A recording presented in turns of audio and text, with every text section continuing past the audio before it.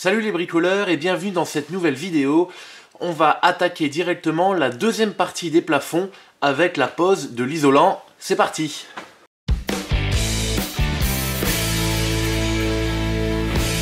On se retrouve parce que j'ai placé toutes les suspentes et on va devoir passer à la laine de verre. Je vais vous expliquer un peu le choix que j'ai fait. En fait, l'idée c'est d'isoler à fond les plafonds pour deux choses, thermiquement parce que c'est par là la chaleur monte, donc c'est par les plafonds que la chaleur s'évacue le plus, et aussi phoniquement je souhaite éviter qu'on entende marcher. C'est des planchers en bois partout, la maison est toute en bois, donc au final ça peut vite résonner, on peut vite entendre les pas. Et je voulais bien isoler, surtout en plus qu'ici au-dessus c'est le grenier, on va pas encore l'utiliser et forcément je veux que ce soit hyper bien isolé, et une fois qu'on l'utilisera, on a pas mal de petits projets mais on verra ce qui est possible de faire ou pas. Je ne souhaite pas que ça fasse trop de bruit dans les chambres. L'idée c'était donc de combler tout ça, de pas faire de caisse de résonance à l'intérieur, parce que là si on met des plaques comme ça directement, il y aura ça de vide et on aura une caisse de résonance et ça va résonner. Donc l'idée c'est déjà de combler entre les solives. Les solives font 20 cm, 200 mm, donc l'idée c'était de mettre une laine de verre de 200 pour combler ça. Et ensuite, alors certains font que ça, me mettent que la laine de verre. Quand on a un plafond proche, ça peut suffire. Déjà de la laine de verre en 200, c'est déjà pas mal épais. Moi, ce que je souhaite faire, c'est en plus derrière, en fait, on va combler de laine de verre en 200. Et comme je descends encore le plafond, j'ai environ 140 entre mon solivage et mon plafond fini. Ce qui fait que si je laisse du vide, ça fera un peu résonance quand même, et c'est dommage d'avoir tout ce vide d'air. Donc comme je souhaite isoler toute la périphérie de la maison, donc les murs intérieurs en GR32 de 140, j'en ai acheté, c'est pile poil la taille, la dimension dont on a besoin ici entre le solivage et le plafond en placo qu'on va mettre. C'est 140 aussi, donc j'en ai pris en plus pour le plafond. Donc faut dire que le plafond va être super bien isolé. À savoir que la laine de verre en 200, il y avait une super promo au magasin, et j'ai eu pour rien du tout. La seule chose c'est que c'est une laine de verre papier craft, que normalement quand on fait un doublage de laine de verre, on met pas de papier craft entre les deux. Donc ce que je vais faire, c'est que je vais la retourner. Le papier craft va être vers le sol, enfin le sol du grenier, qui va être le plafond haut, là, ce qu'on voit. Le papier craft va être là, la laine de verre, et ensuite on va mettre une autre couche de laine de verre croisée, la laine de verre de 140, la GR32 de 140. Donc à savoir que la 200 c'est une GR40, elle est moins performante mais elle fait 200. En tout on aura 340 mm d'isolation, ce qui est largement assez. Mais je vous dis, j'ai eu une super promo, je l'ai eu vraiment pour rien du tout. Dites-vous, je l'ai eu, la GR40 de 200 mm, j'ai eu moins cher que la 100 mm. Donc ça valait le coup, donc j'en ai pris plein. Les plafonds sont hyper isolés thermiquement, phoniquement, et ça va le faire, j'en ai pris pour toute la maison, du coup on va faire comme ça partout. Certains diront que ça sert à rien d'isoler les plafonds dans la maison. Il faut isoler les combles pour pas que la chaleur parte de la maison, mais par exemple entre le premier et le deuxième étage, ça sert à rien d'isoler, autant en tout cas. Alors je suis pas d'accord, dans le sens où nous, ce qu'on souhaite, c'est qu'on puisse contrôler la température de chaque pièce, parce que si dans le salon, on va mettre un chauffage au sol, du coup, surtout le rez-de-chaussée, je ne veux pas que cette source de chaleur-là passe à travers le plafond, donc le plancher d'étage, et vienne chauffer les chambres. Les chambres, on les chauffe pas ou quasi pas, on a pris l'habitude comme ça, et donc chaque chambre aura son chauffage, mais je ne souhaite pas que tout le rez-de-chaussée soit froid, parce que toute la chaleur monte à l'étage. Ça c'est la première raison. La deuxième raison, encore une fois, c'est pour éviter de faire du bruit. Bon, si on est en bas, si on reçoit, ou si on est à la télé, si on a un bon film fort, il ne faut pas que ça puisse réveiller les enfants, voilà. Donc je souhaite que chaque pièce soit isolée thermiquement, phoniquement. Ça coûte un petit billet, mais je me dis que je préfère mettre 2000 balles maintenant dans de l'isolation plutôt que de me rendre compte dans quelques années que je dois mettre 2000 balles par an de chauffage fois X années qu'on vit ici. Bon, j'ai beaucoup parlé. Du coup, on va installer notre laine de verre en 200 mm entre les solives. Et ensuite, on fera notre passe croisée en GR32 de 140. Et on pourra poser nos fourrures. Je te parle beaucoup maintenant, mais après, je te mets en time-lapse parce que je vais m'équiper, je vais mettre le masque, je vais mettre les gants. Parce que j'ai l'habitude avec la laine de verre et ça me gratte plus vraiment, mais à la fin de la journée, à force, surtout dans le nez, là, c'est pas agréable. Donc je te mets en time-lapse et tu verras tout ça. Allez, c'est parti.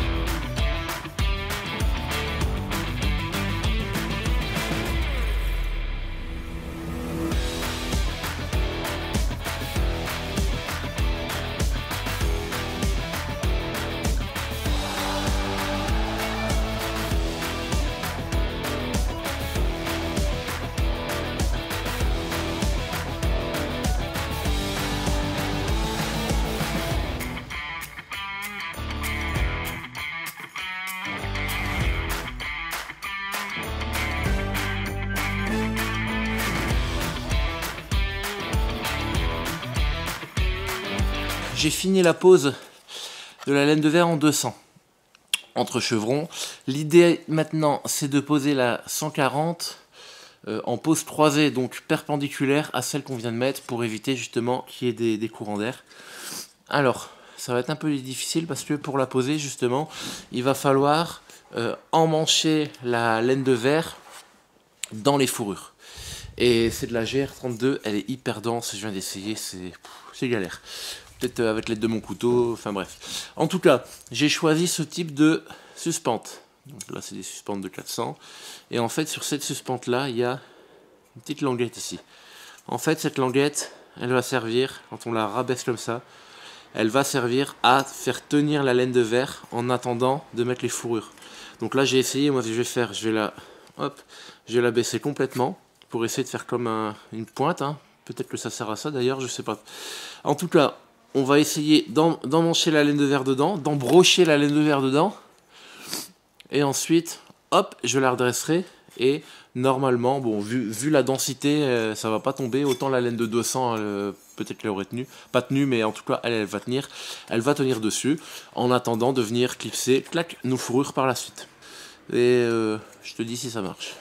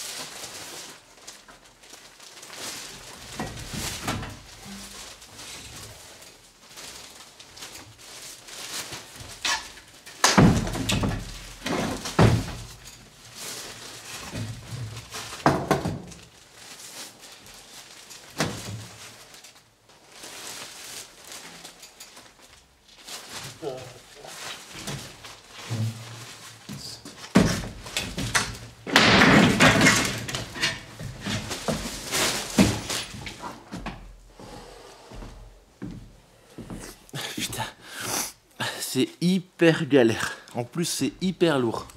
Peut-être qu'avec un lève-plaque, ça pourrait marcher. Oh là, j'en chie comme pas possible. Je réfléchirai à une solution, je te reprends après.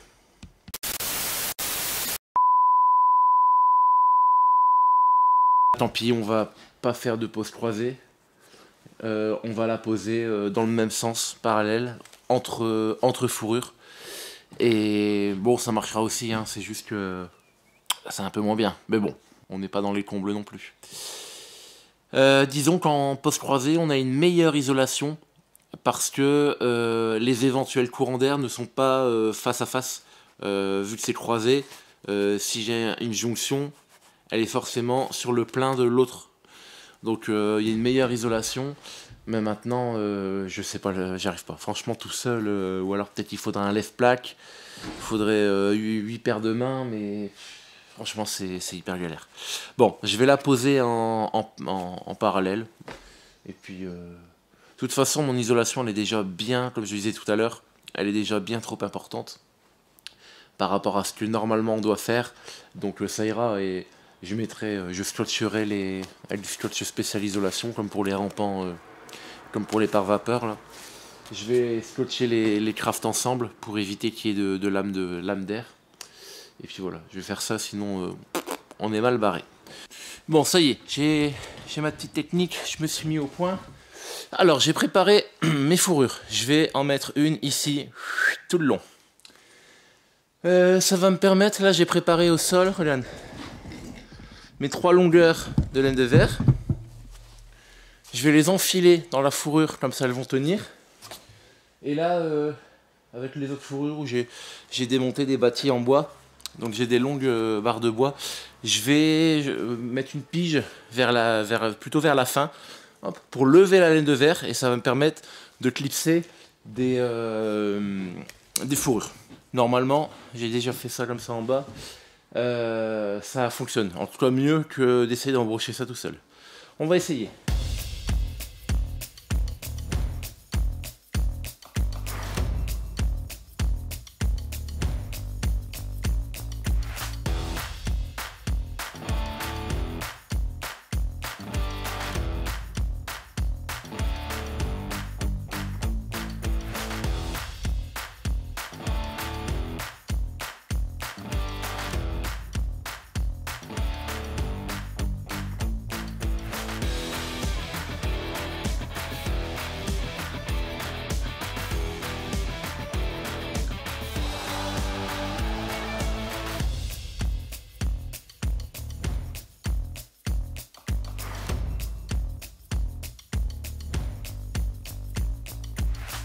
C'est bon. Allez, on a fait presque la moitié. Maintenant, on continue. Je vais déplacer la caméra, mais en tout cas, ce système fonctionne. Bon, pas sans mal non plus, parce que putain, c'est lourd. Hein. Oh là là. Si ma fille, elle vient me voir, elle me dit un jour, papa, il fait froid dans ma chambre.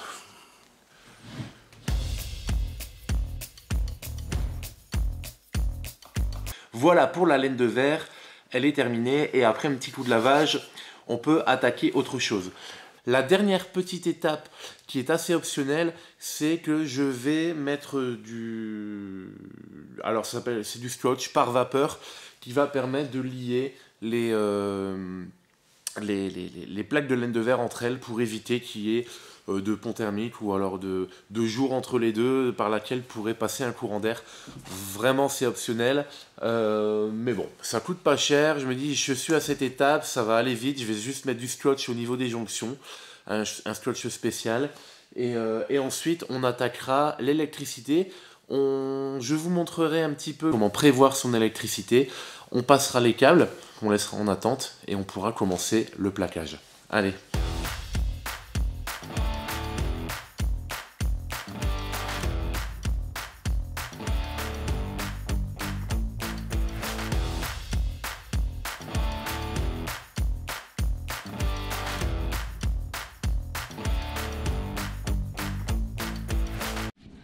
Je te fais juste un petit aparté pour te parler de l'électricité.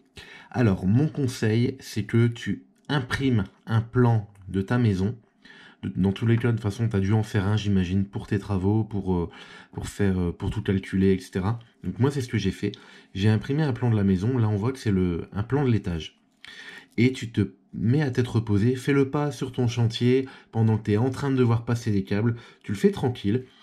Et ensuite, t'imagines la vie que tu auras dans tes pièces. Par exemple, là, dans la chambre principale, je me dis, bon, ben, voilà, je vais avoir une lampe au centre. Comment je vais l'allumer, cette lampe? Ben, je me dis, je vais mettre un interrupteur ici, qui va, tac, allumer cette lampe. Est-ce que, donc, je vais l'allumer ici. Par contre, ici, j'ai le dressing, et je peux sortir du dressing. Je me dis, bon, ben, je vais pouvoir aussi éteindre ou allumer la lumière. Hop. À partir du dressing. Donc, soit quand je rentre dans la pièce, je peux être dans le dressing, j'allume. En sortie de dressing, je peux allumer ou éteindre également. Voilà. Et ainsi de suite. Par exemple, dans la salle de bain, là, il y aura ma douche. Je peux dire que je mets un spot sur la douche et que je mets un interrupteur ici à l'entrée de la salle de bain pour l'allumer. Ainsi de suite, en fait, tu fais ça pour toutes tes pièces et ne le fais pas le jour même, ne le fais pas la veille, fais-le bien avant. Tu le fais même avec ta femme si tu veux, et vous imaginez la vie que vous aurez, et bon, si je passe par ici, ah bah oui, je dois allumer ça pour allumer ici.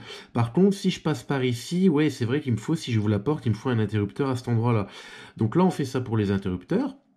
Maintenant, il faut le faire aussi pour les prises. Alors, de manière générale, on met des prises aux quatre coins de la pièce. Par exemple, là, je vais mettre une prise ici, j'en mettrai une ici. Là, le lit, je vais le mettre là, donc je me dis, je vais en mettre une de chaque côté du lit. Voilà, il faut imaginer, là, par exemple, se dire, ah bah ici, en face du lit, il y aurait une télé. Donc, on va mettre une prise pour la télé qui sera en face du mur. Et il faut faire ça pour toutes les pièces. Mais vraiment, prends ton temps. Parce qu'il y aura des modifications. Par exemple, moi, regarde, hop, ça c'était un essai, je l'ai fait, et ça c'est le plan final de l'étage. J'ai mis des couleurs, j'ai mis du stabilo pour voir tout ce que j'ai compté, parce qu'avec ça j'ai fait ma commande de matériel, et je vais prendre ce plan, je vais passer, je monte avec et je passe mes câbles. Après, n'hésite pas à faire plusieurs couleurs pour te repérer, circuit lumière, circuit prise, mais voilà. C'est ma petite astuce, imprime un plan de ta maison, prends le temps de bien faire, et du coup ensuite, avec ce plan-là, tu retournes sur ton chantier et tu sais exactement où passer tes câbles. Et donc là, on reprend la vidéo où on s'était arrêté au niveau du passage de câbles.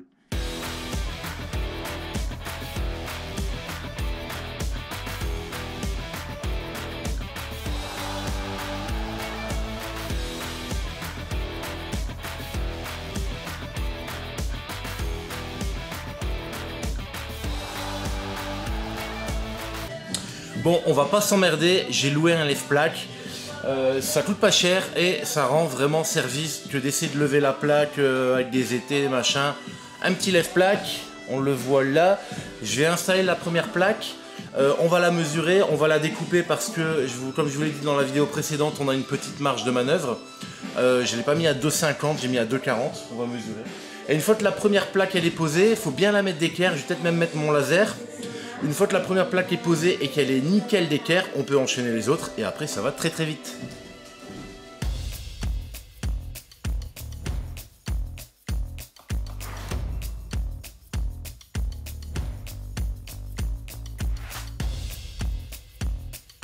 Voilà, la première plaque est en place, donc tu vois j'ai mis le laser. Le laser qui prend sa perpendiculaire avec celle-ci, c'est ma référence. Et qui part comme ça, c'est pas évident. Il y a mon trait rouge qui part comme ça, le long de la plaque. Là, elle est en place, elle est en appui, et il faut la visser, et on sera parti. Pour la visser, je me suis fait un petit plaisir. Je me suis acheté une Festool comme ça, mitraillette. L'avantage, c'est que j'avais déjà un perfo, donc j'ai pas dû acheter les batteries. Franchement, c'est hyper long à prendre les vis une par une.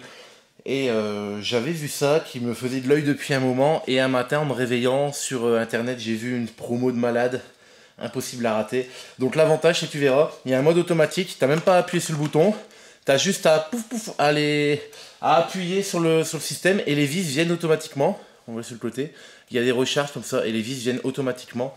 Donc on va mettre les plaques avec une vitesse phénoménale. Je suis bien content d'acheter des beaux outils. Encore une fois, quand on va l'utiliser de manière intensive et quand c'est des outils, j'ai le sentiment que c'est un peu technique quand même, hein, je veux dire avec le système d'avance pour les vis, j'aime bien acheter du bon matériel, surtout qui va être utilisé de manière très intensive celui-là. Et après quand c'est des matériels un peu optionnels entre guillemets, où je vais pas utiliser beaucoup, vous savez, j'ai du Ryobi et j'en suis également très content. Voilà, donc c'est parti pour l'installation de la première plaque.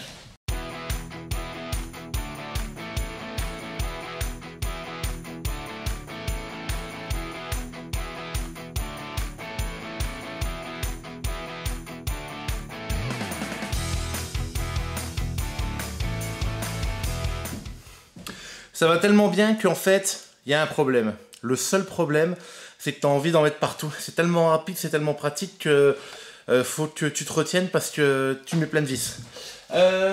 Alors, du coup, j'ai posé les deux premières plaques. On en a une grande ici et une plus petite ici. Ce que j'ai choisi comme plaque, c'est des plaques avec 4 bords amincis. Tu sais, sur du placo, normalement, tu as les deux grandes bandes de 2,50 m de chaque côté qui sont amincis, mais pas les bords. Parce que quand tu fais un mur, le sol et le plafond, c'est droit. Enfin, je veux dire, tu n'as pas besoin de bords amincis pour faire de l'enduit. Quoique sur les plaques de mur, tu pourrais. Enfin, bref. Alors moi, pour mon plafond, j'ai choisi de prendre des 4 bords amincis pour faire des belles jonctions avec l'enduit. Et ça va me permettre aussi quelque chose, c'est que je vais pouvoir mettre mon plafond en quinconce. Du coup, ça va me permettre de ne pas avoir une grande ligne qui pourrait éventuellement fissurer tout le long. Donc voilà, je vais mettre en quinconce. Le fait que c'est, même si tu n'as pas 4 bords amincis, tu pourrais le faire. Mais disons qu'après, pour l'enduit, c'est moins bien, c'est moins pratique. Un enduiseur va te dire que ça va, mais moi, je suis pas enduiseur. Donc j'ai pris des plaques 4 bords amincis, c'est un peu plus cher, mais normalement, on s'assure d'avoir un plafond bien lisse une fois qu'on aura fait les enduits. Donc voilà, donc là maintenant je remets une grande plaque ici, une petite là-bas, et on avance en quinconce.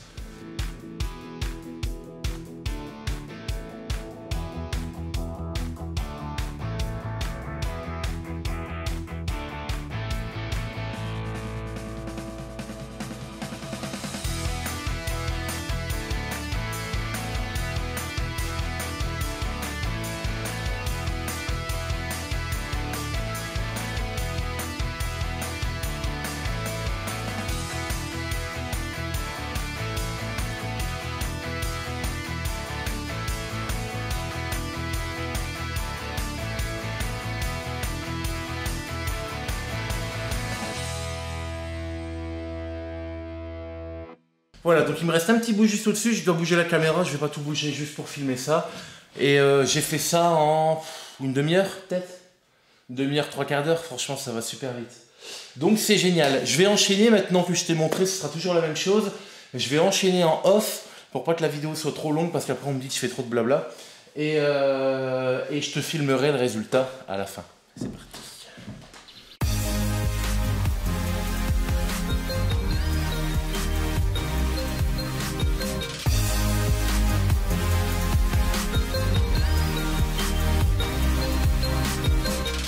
Et voilà pour cette semaine. Tu vois derrière, j'ai pas mal de câbles électriques qui pendent, mais c'est pas grave parce que j'ai tout étiqueté et on a fait notre plan, notre schéma électrique, donc il n'y a pas de problème, on s'y retrouvera.